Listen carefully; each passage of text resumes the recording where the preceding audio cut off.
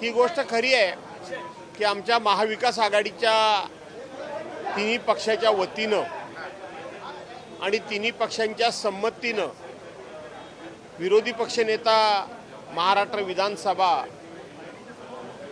याकरता माझं नाव देण्यात आलेलं आहे, माझ्या पक्षातर्फे पण आणि आमच्या सहकारी पक्षांनी देखील त्याला सहमती दर्शवलेली आहे। आणि केवळ सहमती दर्शवली अशातला भाग नाही, तर काँग्रेस, राष्ट्रवादी काँग्रेस आणि शिवसेना म्हणून आम्ही माननीय मुख्यमंत्री महोदयांना भेटलो, उपमुख्यमंत्री महोदयांना भेटलो, अध्यक्षांना सुद्धा 4-4 वेळा भेटलो, परंतु अद्यापपर्यंत त्यांनी विरोधी पक्षनेतेपदाचा निर्णय हा जाहीर केलेला नाही। ही वस्तुस्थिती खरी आहे।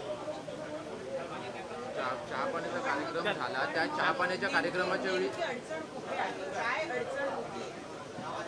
असं आहे की अडचण जी काही सातत्यानं सांगितली जात होती की एकूण सदस्य संख्येच्या 10% ज्या पक्षाची सदस्य संख्या असेल त्या पक्षाला विरोधी पक्षनेतेपद दिलं जातं, असं जे सांगितलं जात होतं ते खरं नाही। हे आम्ही नियमानं, कायद्यानं सिद्ध करून दाखवलं। त्याचबरोबर विधिमंडळाकडून म्हणजे विधिमंडळ सचिवांकडून म्हणजेच विधानसभा अध्यक्षांकडूनच एक प्रकारे त्या पत्राचं उत्तर देखील आम्ही घेतलेलं आहे की 10% सदस्य संख्येची कायद्यामध्ये आणि नियमामध्ये कुठेही मागणी नाही, तरतूद नाही, अट नाही। आणि घटनेमध्ये सुद्धा विरोधी पक्षनेता हा ज्या पक्षाची सदस्य संख्या जास्त असेल त्या पक्षाचा निवडावा ही घटनेमध्ये तरतूद आहे। त्यामुळं आपण जी अडचण सांगता अशी कुठलीही कायदेशीर अडचण, कुठलीही तांत्रिक अडचण शिल्लक राहिलेली नाही। त्यामुळं हा निर्णय सरकार आणि अध्यक्षांच्याकडे जरी बोट दाखवलं गेलं तरी शेवटी अशा विषयांमध्ये सरकारनं पुढाकार घ्यावा लागतो आणि अध्यक्षांनी सुद्धा तो पुढाकार घेण्याकरता म्हणून सरकारला भाग पाडावं लागतं। आणि म्हणून दोघांची जबाबदारी आहे।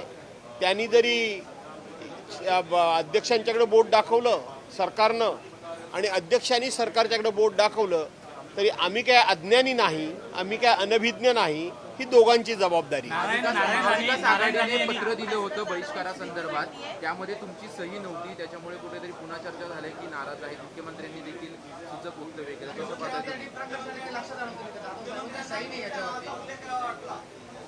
मी मुख्यमंत्र्यांना धन्यवाद देतो, त्यांनी असं कायम माझ्याकडे लक्ष ठेवावं।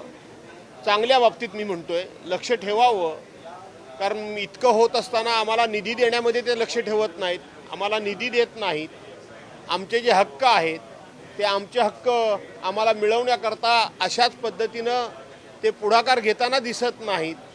त्यामुळं त्यांनी अशा पद्धतीचं माझ्यावर प्रेम दाखवलं, हे प्रेम त्यांनी माझ्यावर कायम ठेवावं अशी मी त्यांना विनंती करतो। नारायण राणे यांनी उद्धव ठाकरे यांच्यावर टीका केलेली आहे की राज ठाकरेंना उद्धव ठाकरेंनी छळ, त्रास दिला आणि त्यांच्यामुळेच त्यांना पक्ष सोडावा लागला आणि आता का लालघोटेपणा काय केला जातोय, अशा प्रकारचं टीका नारायण राणे करतायत। असं आहे की नारायण राणेंना आताच राज ठाकरेंची जर काही प्रेम आलं असेल तर 8 दिवसापूर्वी मनसेचे नेते श्री प्रकाशजी महाजन यांनी नारायण राणेंना त्यांची जागा दाखवलेली आहे।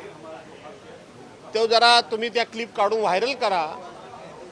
नारायण राणे यांनी राजसाहेब ठाकरेंबद्दल किंवा त्यांच्या मुलानं जे वक्तव्य केलं त्याबद्दल प्रकाश महाजन यांनी सांगितलंय नारायण राणे हा एहसान परामोश माणूस आहे, असं प्रकाश महाजन म्हणाले।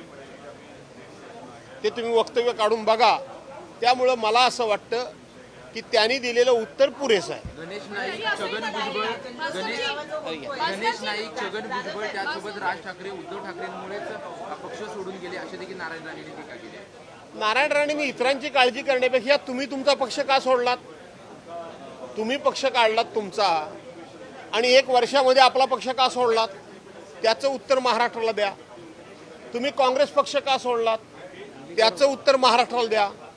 तुम्ही भारतीय जनता पार्टीच्या परवांच्या दिवशी चिपळूणच्या मेळाव्यामध्ये रवींद्र चव्हाणांना इशारा का दिलात त्याचं उत्तर द्या। खरं तर हे नारायण राणे आणि हे राणे फॅमिली याच्याबद्दल मी अनेक वेळा तुम्हाला सांगितलं की मला प्रश्न विचारू नका, कारण यांची चोच ही नेहमी नरकातच बुडालेली असते. परवांच्या दिवशी त्यांचा तो मंत्री असलेला तो नेपाळी वॉचमनसारखा पोरगा दिसतो ना, नेपाळी वॉचमनच्या पोरग्यासारखा, त्यानं कोणत्या भाषेमध्ये माझ्यावर टीका केली. आणि हे मंत्री देवेंद्र फडणवीसाच्या आणि भारतीय जनता पार्टीच्या मंत्रिमंडळामध्ये आहेत.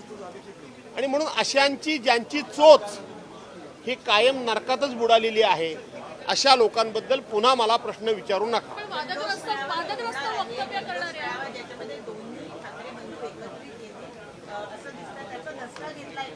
कोणी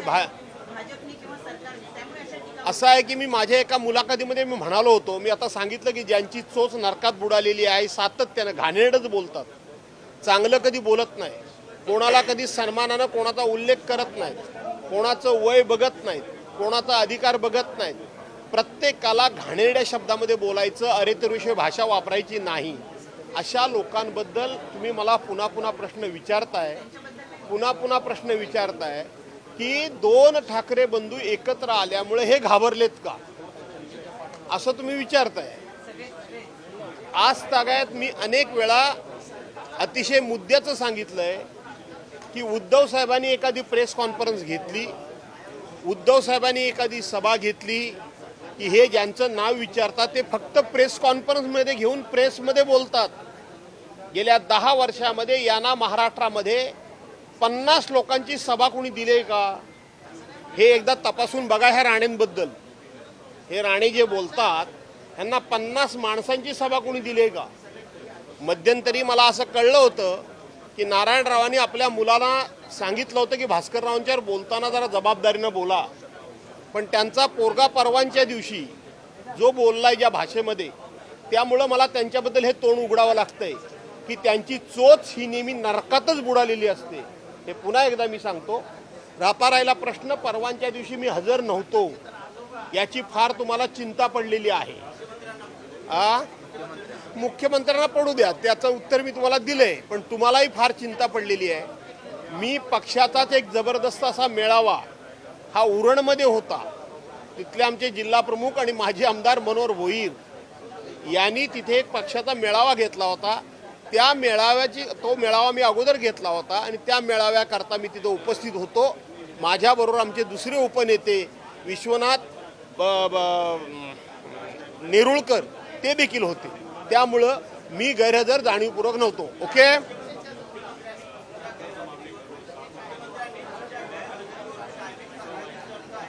मी सांगितलं ना, मुख्यमंत्र्यांनी अशीच माझी काळजी घ्यावी, यापेक्षा फार काय मला बोलायचं त्याच्यावर आवश्यकता नाही. शेतकरी दिन आहे आज. 20 लाख शेतकऱ्यांना बँकांचे दरवाजे बंद झालेले आहेत, सिबिलमुळे अनेक शेतकऱ्यांना कर्ज मिळत नाहीये, अनेक शेतकरी कर्ज. आज शेतकरी दिन आहे. शेतकरी बांधवांना मी मनपूर्वक शुभेच्छा देतो. मध्यंतरी केंद्र सरकारनं 3 कायदे शेतकऱ्यांच्या विरोधात काढले होते. जवळजवळ वर्ष 1.5 वर्ष शेतकरी हा उपोषणाकरता बसला होता. त्यांचे कसे हलाल सत्कारने सरकारने केले. 700-750 शेतकरी त्यामध्ये मरण पावले. ते पावल्यानंतर आम्ही हे कायदे मागे घेतो असं सरकारने सांगितलं, पण अद्यापपर्यंत आपल्या घोषणेची पूर्तता केलेली नाही. चांगले शेतकऱ्यांच्या हिताचे कायदे आणलेले नाहीत, म्हणून केंद्र सरकारचा निषेध करावा तेवढा थोडा आहे. राज्य सरकारनं निवडणुकीमध्ये शेतकऱ्यांचा 7-12 कोरा करू म्हणून सांगितलं आणि आता सांगितलं योग्य वेळेला करू, म्हणजे निवडणूक तोंडावर आल्यानंतर खोट्या घोषणा करायच्या.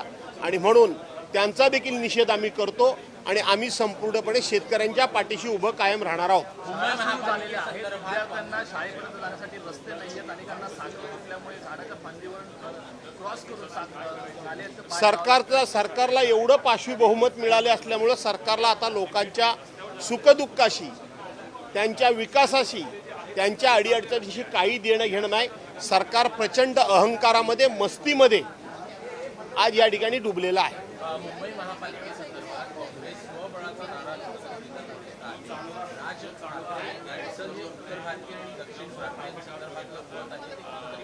असा याबाबतला जो निर्णय आहे तो आमचे पक्षप्रमुख उद्धव बाळासाहेब ठाकरे घेतील, मनसेच्या वतीनं राजसाहेब ठाकरे घेतील.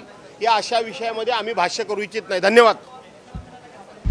आता isakal.com आहे देशातील नंबर 1 ची मराठी न्यूज वेबसाईट. प्रत्येक अपडेटसाठी isakal.com ला नक्की भेट द्या.